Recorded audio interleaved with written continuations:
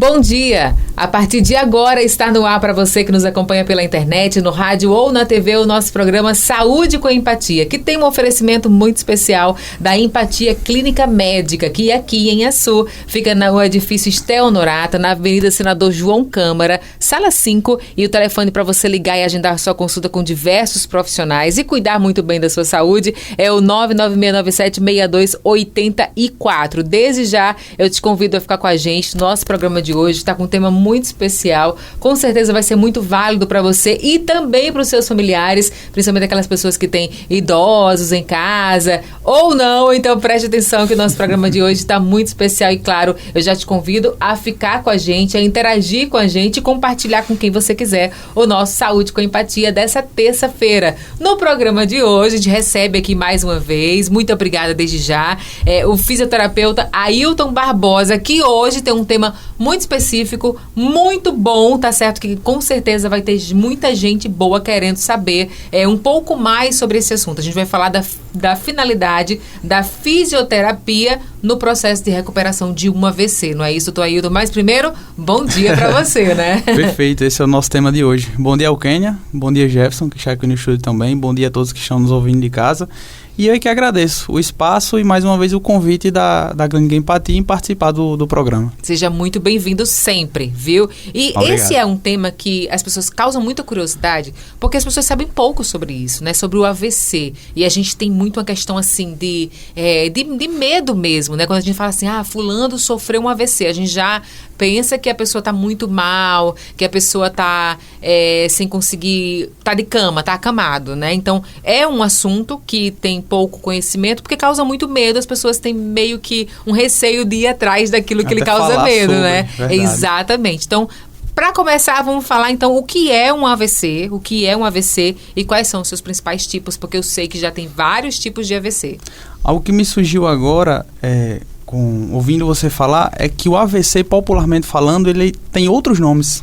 É o derrame, Sim. É a trombose, é o AVE.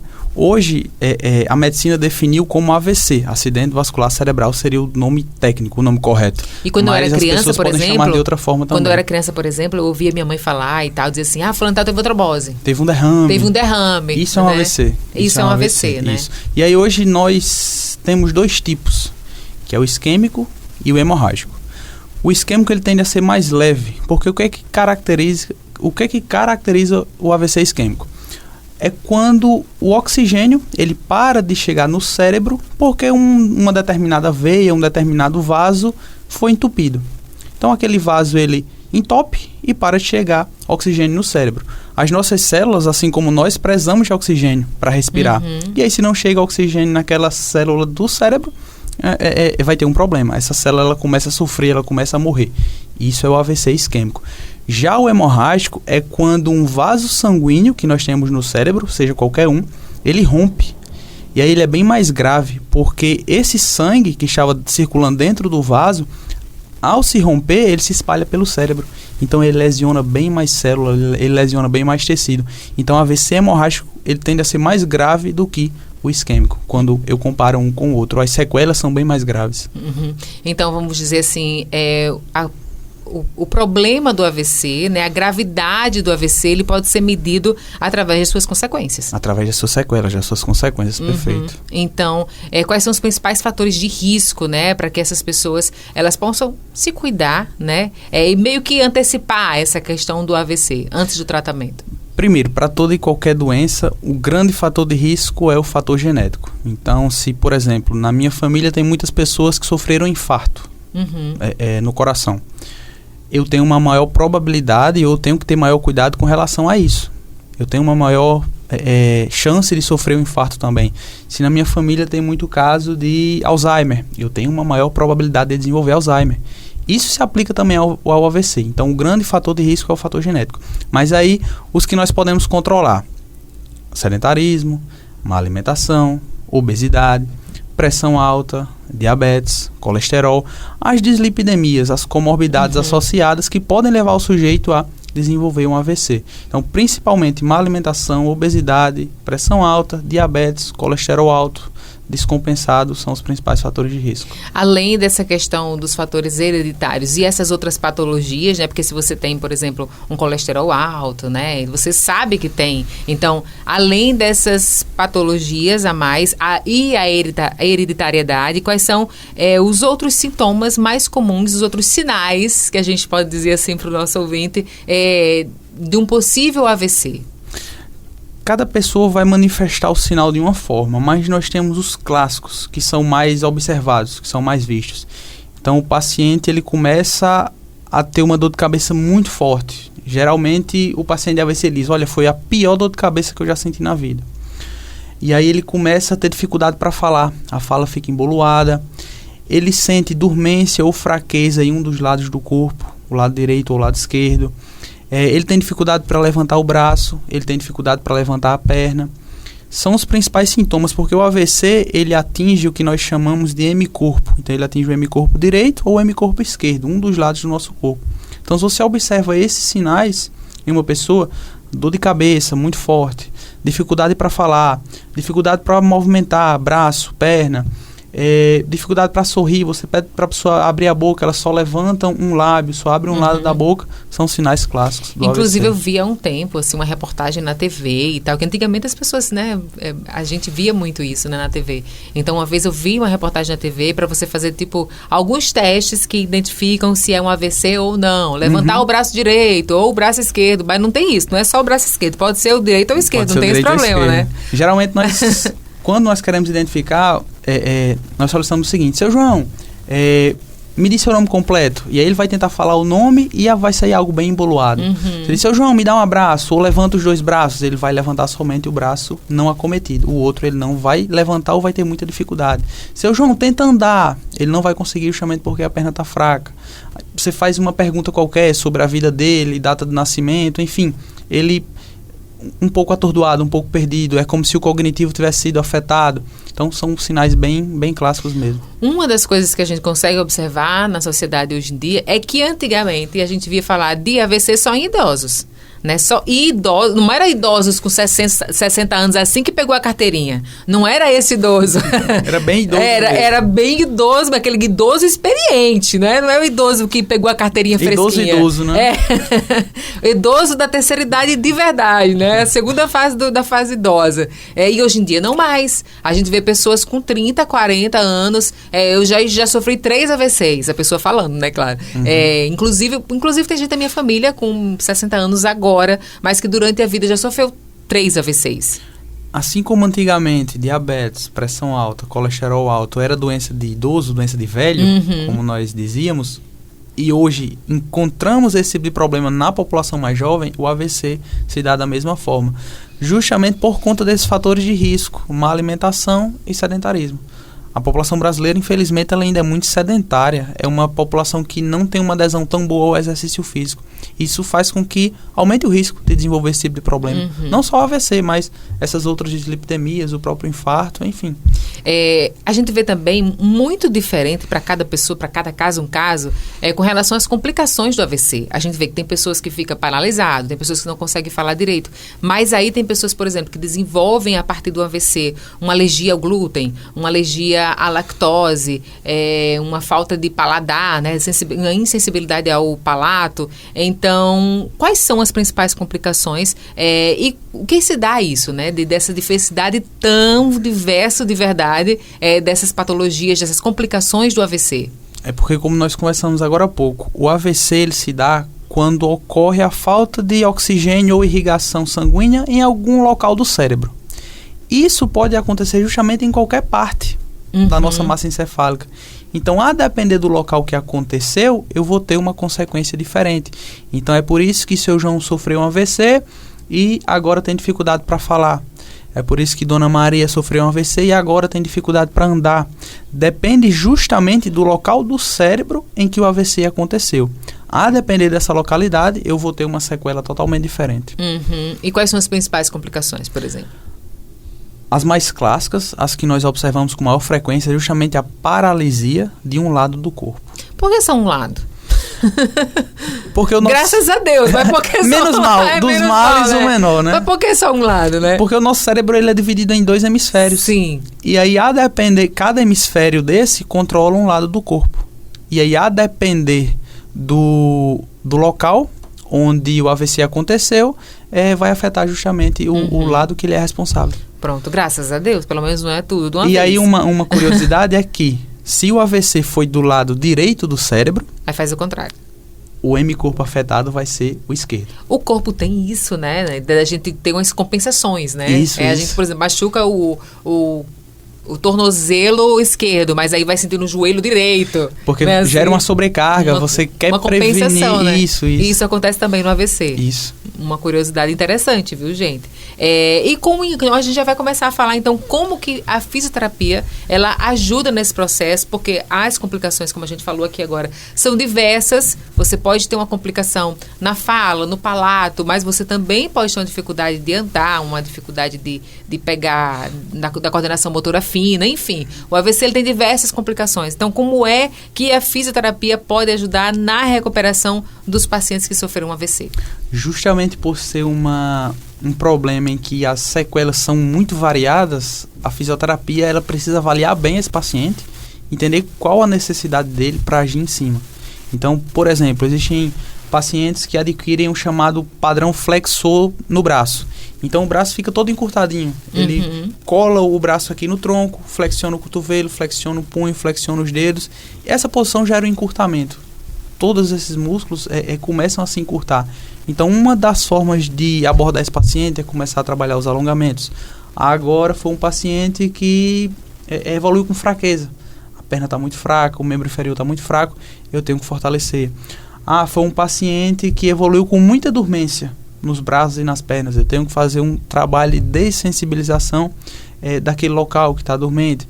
Se é um problema relacionado à coordenação motora, a pinça fina ou a pinça mais grossa, eu tenho que trabalhar justamente a pega de objetos, transferência de objetos. A fisioterapia vai atuar justamente em cima daquela sequela específica do paciente. Tem que ser algo bem individualizado, porque cada AVC é diferente um do outro. Então, não adianta você, por exemplo, estar em casa, não, eu treino, eu faço exercício de alongamento há muitos anos, eu vou saber ajudar o meu marido, o meu pai, o meu avô, eu vou saber ajudar porque eu treino, eu faço alongamento, se ele alongar esse músculo, vai dar certo, ele vai voltar a andar. Não adianta, né? Tem que levar para fisioterapia de verdade. Cada caso é um caso. As sequelas são muito, muito variadas. Mas esse tratamento, ele é feito apenas através de exercício, nesse caso, ou existe algum outro método, alguma outra metodologia que vai ajudar a esse processo ser mais rápido? Existem aparelhos que nós utilizamos na fisioterapia. Um deles, especificamente falando, é o FES, F-E-S, que nós utilizamos para ativar os músculos que, de alguma forma, perderam a função. Acontece em pacientes de AVC, a musculatura de um lado do corpo, ela paralisa, como se a musculatura deixasse de funcionar. Sim. Eu utilizo esse aparelho, esse FES, para estimular esses músculos a voltarem a se contrair. Então, eita, a gente pode usar... Não, tô brincando. A gente pode usar o FES no dia a dia sem ter sofrido AVC e estimular o músculo. Existem estudos que procuraram responder isso, saber se dava para fortalecer o músculo com o FES. Olha a pessoa preguiçosa querendo fugir da musculação. Até que dá, na verdade dá. Meu Deus, não dá ideia. Só que não é tão efetivo quanto o fortalecimento na academia, por exemplo. Tá. Não tem milagre, gente. Eu tentei, viu? Vocês viram que eu tentei. Tem que fazer exercício, tem que fazer exercício. Não tem milagre. Então, quais são os principais exercícios indicados, né, na fisioterapia para esses pacientes que sofreram AVC e que tá com alguma dificuldade motora, por exemplo? Vai ser justamente em cima do problema dele. Ou em cima do que o paciente sente falta. Porque cada pessoa vai sentir falta de uma coisa. O seu João vai falar que sente falta de ler. Eu não consigo mais ler sozinho, não consigo passar as páginas do livro. O seu João vai... a dona Maria vai dizer que sente falta da independência dela, de ir ao banheiro sozinha, de tomar um banho sozinha. Então, a nossa intervenção da fisioterapia vai ser em cima justamente das necessidades do paciente, o que ele demanda, o que ele elege como objetivo. Sempre quando nós avaliamos o paciente, existe lá um momento que eu pergunto, qual a sua queixa principal? Ou o que a senhora gostaria de ter novamente que não está mais conseguindo fazer? Então eu vou atuar em cima disso, respeitando sempre o objetivo do paciente. Eu tenho que traçar o meu objetivo enquanto fisioterapeuta, objetivos a curto, médio e longo prazo, mas eu também tenho que respeitar aquilo que o paciente quer. Para as pessoas que não estão conseguindo se comunicar, né, após um AVC, eu acho que esse é a principal coisa a se conseguir melhorar é a comunicação, né? Que essa pessoa consiga se comunicar até para dizer o que ela sente mais falta, o que faria ela ter uma vida melhor, né? Eu acho que o principal é a comunicação. O principal é a comunicação, ela conseguir interagir com o ambiente ao redor. Para as pessoas que fazem exercício, por exemplo, eu faço musculação desde a adolescência. E se por acaso, Deus me perdoe, Deus não me permita viver isso, passar por um AVC, é mais fácil ou mais difícil, não sei, ou não tem relação nenhuma, você conseguiu reabilitar aquele músculo por ela ser uma pessoa que antes praticava algum exercício, fortalecimento muscular? Tende a ser mais fácil. Para toda e qualquer patologia, lesão muscular, se você tem um histórico de exercício físico, se você não era uma pessoa sedentária, o seu processo de reabilitação tende a ser mais fácil. A sua evolução clínica é bem melhor do que quando comparado com uma pessoa sedentária que nunca praticou nenhum tipo de exercício físico. O que eu imaginei foi que, por exemplo, os comandos, você, pelo menos na cabeça, você sabe como fazer aquele comando, né? Para a pessoa que já fazia o exercício, né? E para a pessoa que não fazia, não sabe entender o comando, você tem que explicar primeiro, fazer com que aquela pessoa entenda qual é o comando, para que ela comece a fazer o comando certo para ativar aquele músculo, né? Foi isso que eu imaginei. Não, mas é justamente isso. Imagine a sua primeira vez na academia. Você foi fazer um exercício qualquer, sei lá, agachamento. A dificuldade que foi. Porque você não tem aquele esquema motor na sua memória. Com o tempo é que você vai aprendendo. Agora imagine você ir aprender a fazer um determinado exercício já numa situação de AVC, já numa situação de dificuldade de movimento. Então é bem mais complicado. É por isso que é tão importante, né, a pessoa que sofreu um AVC, ela procurar ir imediatamente, vamos dizer assim, após sair do hospital e tal, a ajuda, ou até mesmo durante, né, no hospital, a ajuda de um fisioterapeuta. Geralmente o processo de reabilitação começa dentro do próprio hospital. O paciente sofreu um AVC, assim que o quadro é estabilizado, porque você precisa também estabilizar, controlar, por exemplo, pressão arterial, diabetes, mas assim que o paciente está estabilizado, a fisioterapia já começa a atender ele o quanto antes, porque o quanto antes eu começar, melhor vai ser a recuperação dele lá no futuro. E existem casos que as pessoas meio que perdem a fé, né, no tratamento, porque é um tratamento, na maioria das vezes, demorado, né? É demorado. E às vezes doloroso também, não é? Pacientes com AVC, eles tendem a evoluir com dor, principalmente no ombro, nas articulações do lado do corpo que foi afetado, e todo problema relacionado ao sistema neurológico, a evolução é mais lenta. Os nossos neurônios, ele não têm uma capacidade tão boa de recuperação. Então, quando eu sofro uma lesão no cérebro, a regeneração ali das células é bem lenta. Então, realmente é um processo mais demorado, que demanda um pouco mais de tempo. Então, nesse caso, entra a importância desse tratamento ser contínuo e também a importância dos familiares entenderem também que aquele tratamento, apesar de lento, apesar de você não ver, por exemplo, uma evolução de um dia para a noite, aquele tratamento está fazendo efeito, né? A importância da família entender isso para que esse tratamento seja contínuo. Justamente por ser lento, às vezes você não vê a melhora, né? Nós vemos melhorias que são da noite para o dia. Quando a sua vida muda de uma hora para outra, melhorou. Mas quando é algo mais lento, quando eu passei um mês... 2 semanas, por exemplo, para conseguir ficar em pé, às vezes a pessoa não nota isso, porque demorou demais. Então, tem que entender, tanto o paciente quanto a família, que é um processo um pouco mais lento. E como é a participação da família nesse processo, né? É essencial, porque, por exemplo, o paciente ele vai estar com o fisioterapeuta 1 hora por dia, 2 vezes por semana. Então, o contato dele com o profissional da saúde se resume a 2 horas por semana. O restante ele está em casa, então ele tem que ser estimulado de alguma outra forma. Então existe essa conversa com a família e eu repasso algo, nós repassamos algo para eles numa tentativa também de continuar estimulando essa pessoa nos dias que não tem fisioterapia, nos dias que não tem sessão. Ele tem que ser estimulado constantemente. É importante que a família também tenha alguma bagagem, algum conhecimento, mesmo que seja adquirido pelo fisioterapeuta, pelas orientações daquele profissional, para que ela consiga, durante a semana, estimular de alguma forma, né, mesmo que seja pouco, mas estimular aquele paciente para ele não desanimar e para ele fazer algum exercício que vá contribuir, não é? É a questão da educação em saúde que tem que existir.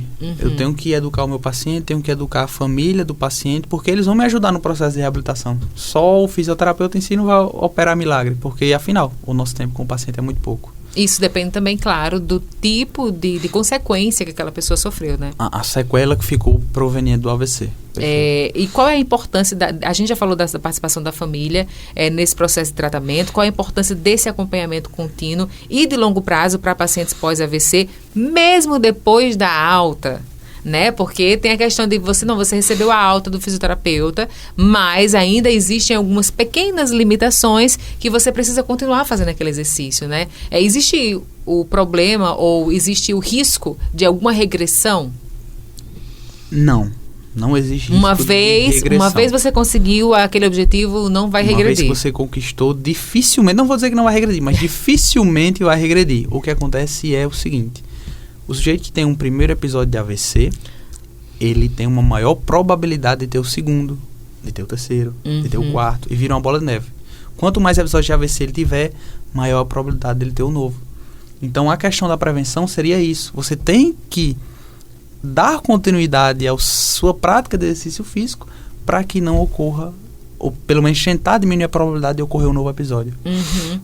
Então, qual a importância, por exemplo, do alongamento, né, nesse processo de pessoas que sofreram AVC, de pessoas que que já sofreram um AVC, por exemplo, mas foi um AVC mais, vamos dizer assim, fraco, como as pessoas dizem, né? Mais leve, que trouxe menos consequência. Mas aí o fisioterapeuta passou pela fisioterapia, fez aquele processo todo, ela conseguiu se restabelecer fisicamente, os músculos estão em dia, ok.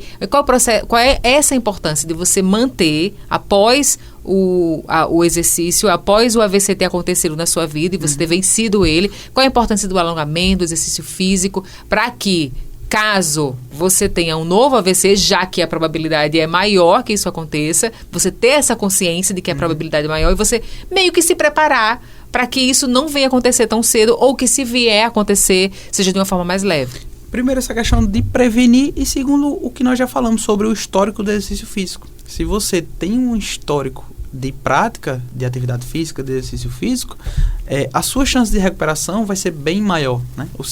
A sua evolução clínica em termos de melhora vai ser bem maior. Por isso que é importante se manter sempre ativo, mesmo após a resolução dos problemas relacionados ao AVC. Então, é prevenir e melhorar o processo de recuperação. Então, gente, não tem segredo. Na verdade, o segredo é esse. Tem que ir pra academia. Fazer exercício físico. Não adianta ter um Face em casa. Tem que ir praticar musculação de todo jeito. Só o Face não resolve.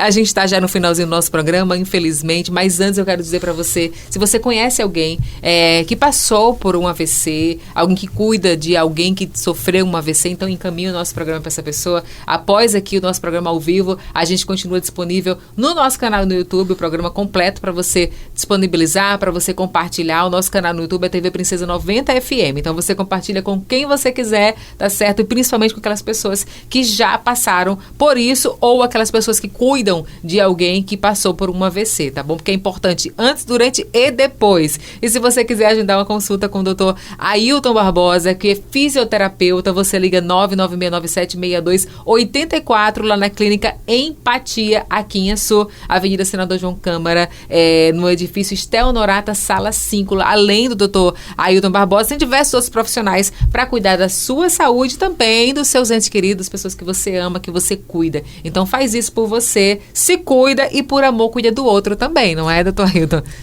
É isso. Obrigado pelo espaço, obrigado pela receptividade. A Alkene é sempre muito receptiva, né? Ela é sempre muito dada. Graças a Deus a gente se sente à vontade com ela. Que bom, então fique à vontade para você voltar muitas e muitas outras vezes. Obrigado.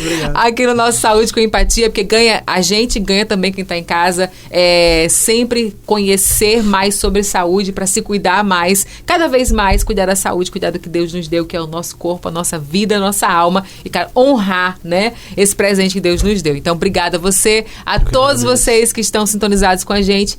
próxima terça-feira, a gente tem mais um encontro marcado aqui na programação da Princesa e mais um Saúde com Empatia. Fiquem todos com Deus e até a próxima. Beijo da Kenia e até lá.